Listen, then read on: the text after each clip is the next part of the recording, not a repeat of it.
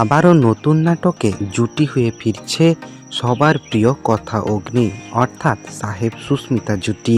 সাহেব সুস্মিতা ফ্যানদের জন্য আলাদাই একটা মহা খুশির খবর। বাংলা টকিজ এর আন্ডারেই আবারও ফিরছে কথা অগ্নি। এই খুশির খবরের সঙ্গে রয়েছে একটা খারাপ খবর। ভিডিও শেষে জানাবো সেই খারাপ খবরটি। ভিডিওটি শুরু করার আগে ভিডিওটিতে একটা লাইক দিয়ে চ্যানেলটাকে সাবস্ক্রাইব করুন।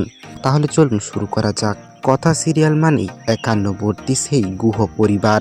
এই সিরিয়াল এর ফ্যামিলি বন্ডিং আর কথা অগ্নির সম্পর্কের টানাপোড়েন মন জয় করেছিল 8 থেকে 80 বয়সী দর্শকদের।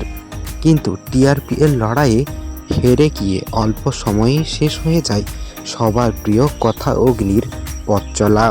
সিরিয়াল শেষ হয়েও কথা সিরিয়াল এর ক্রেজ একটুও কমেনি।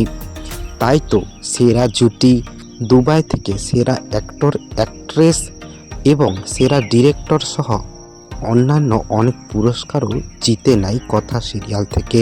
শেষ হওয়ার পর বেশ অনেক দিনই হয়ে গেল। তার ফ্যানেরা অধীর আগ্রহে অপেক্ষা করছিল সাহেব সুস্মিতা ফেরার জন্য। অবশেষে ফিরছে বাংলা টকিজ এর সিরাজ উদ্দৌলায়, যেখানে সিরাজের ভূমিকায় থাকবেন সবার প্রিয় অগ্নি অর্থাৎ অভিনেতা সাহেব ভট্টাচার্য, আর লুৎফার চরিত্রে অভিনয় করবেন সবার প্রিয় কথা অর্থাৎ অভিনেত্রী সুস্মিতা দে। তবে খারাপ খবরটা হলো এটি কোনো টিভি সিরিয়াল নয়, এটি একটি মঞ্চস্থ নাটক, যেটি টিভিতে না হলেও অনলাইন প্ল্যাটফর্মে পেয়ে যাবেন। তাহলে কথা অগ্নির ফেরার খবর শুনে কে কে খুশি হয়েছেন অবশ্যই কমেন্টে জানান।